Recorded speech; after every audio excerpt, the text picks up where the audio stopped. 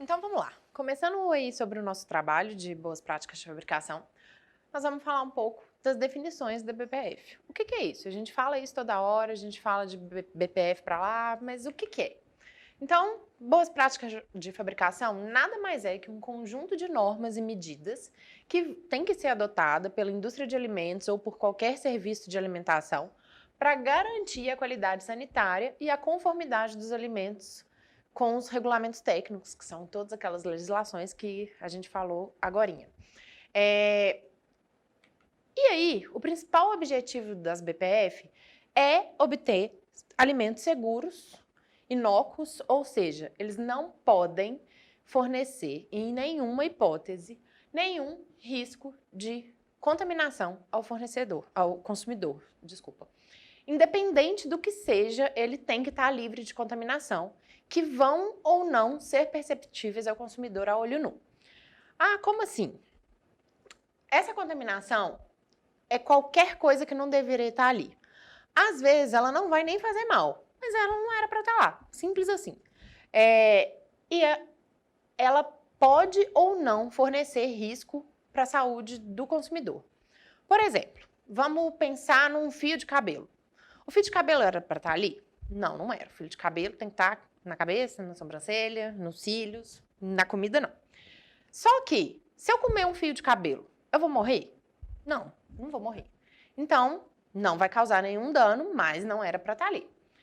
E pode fornecer risco para algumas pessoas que têm uma condição que já tem alguma propensão, alguma doença, por exemplo, alguém que tem alergia a um alimento.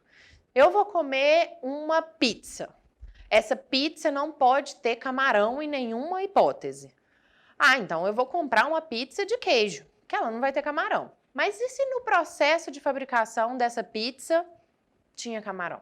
Aí então a gente está fornecendo um risco a um determinado grupo de pessoas, ok? E onde as BPF vão ser aplicadas? Em qualquer estabelecimento que realize qualquer atividade de elaboração, de industrialização, de fracionamento, armazenamento e transporte de alimentos, seja para consumo no Brasil ou seja para exportação. Então, ele é aplicado em toda a cadeia. E eu costumo falar que as BPF, elas são como uma corrente. Tem que estar tudo amarrado. Se uma das etapas ou se uma pessoa que está ali naquele processo não fizer a sua parte, a corrente quebrou, já era, morreu. E aí, um exemplo prático aqui de BPF, vamos supor, num processo de queijo, uma fabricação de queijo. Vai ser aplicado lá na recepção do leite, e aí depois a gente vai ter que pasteurizar esse leite. Então, lá na etapa do pasteurizador, eu preciso de aplicar BPF.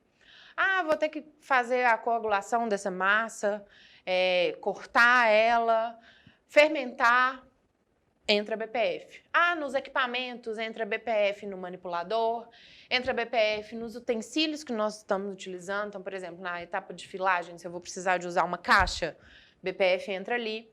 Ah, depois eu vou ter que resfriar essa massa. Entra BPF.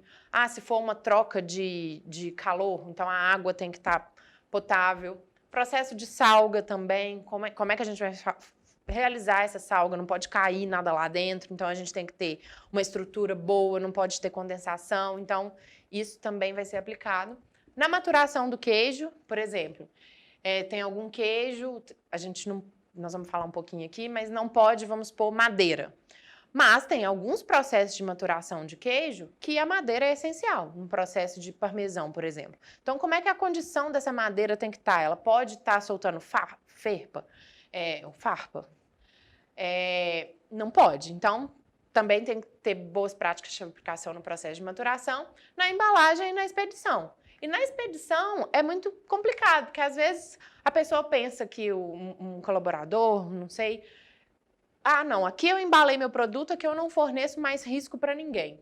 E se a gente fizer uma expedição, a distribuição desse produto for fora da temperatura adequada, se essa expedição proporcionar algum risco de crescimento microbiológico, então as BPF também precisam de existir no processo de expedição.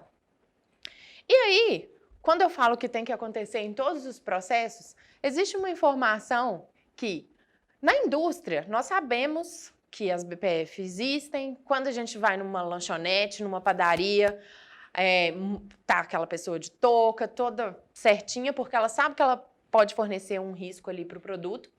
Mas quando chega lá no nosso domicílio, lá na nossa casa, a gente tem essa informação, que a nossa casa é um dos principais locais que podem ocorrer algum surto de doença de origem alimentar. Por quê?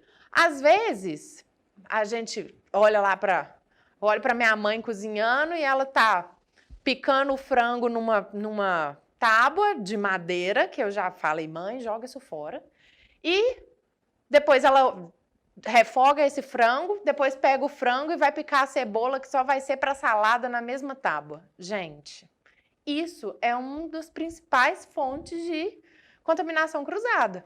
Processo de cru, processo de cozido ou processo de alimentos frescos, tudo no mesmo ambiente. E às vezes na nossa casa a gente não se preocupa com isso. Então fica atento, dá esse toque aí dentro da sua casa que lá também pode ocorrer uma contaminação cruzada.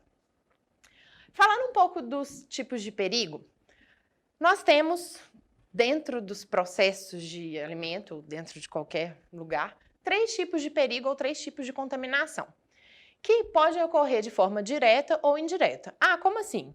Eu posso acidentalmente deixar, não sei, um cabelo cair na comida, então vai estar caindo diretamente, ou pode ser aquela história do frango que eu acabei de falar, que o frango está cru e aí ele suja a minha tábua e depois eu vou eu vou picar uma cebola que eu vou consumir crua na mesma tábua.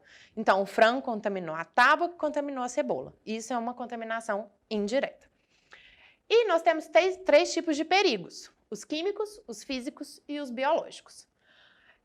E todos eles vão ser bem chatinhos para a gente monitorar, tratar, observar, e principalmente não deixar ele aparecer no nosso produto. Vamos falar um pouquinho de perigos físicos. O que é um perigo físico, gente? Contaminação física ou perigo físico a gente fala das 2 formas, é tudo aquilo que a gente pode ver e pegar. Ah, como assim? Um fio de cabelo é um perigo físico? Eu posso ver, eu posso pegar, né? Aquele cabelão. Se alguém quiser tirar o cabelo da comida, fazer assim e continuar comendo, ele pegou e tirou o perigo fora. Um metal, mas o fio de cabelo, ele só traz nojo. Ele não vai matar ninguém se alguém comer ele. E se tiver um metal? E se tiver um parafuso? Madeira? Um plástico? Um inseto? Muita gente confunde o inseto como um perigo biológico só porque o inseto é vivo.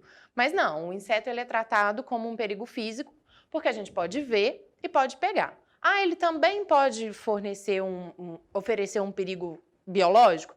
Pode, mas principalmente ele é um perigo físico. Se alguém quiser tirar a mosca da comida e comer, pode, não tem problema. Vai do gosto de cada um. Eu não gosto de comida temperada com mosca. Então, eles podem causar danos físicos ou apenas nojo, mas você pode ver ou pegar, é perigo físico. E eles podem ser de alto risco, causando danos ao consumidor. Por quê? Por mais que às vezes eu possa ver e pegar, vamos pensar num caco de vidro. Um caco de vidro, às vezes, ele não é fácil de ver. Ele pode ser transparente, ele pode ser muito pequeno. Um plástico, por exemplo. Um plástico, às vezes, para a gente que é saudável, é adulto, consegue remover um plástico ali, se começar a mastigar e sentir uma coisa esquisita, a gente não vai engolir, a gente vai tirar isso fora. Mas imagina dar um plástico para uma criança que está começando a comer comida sólida.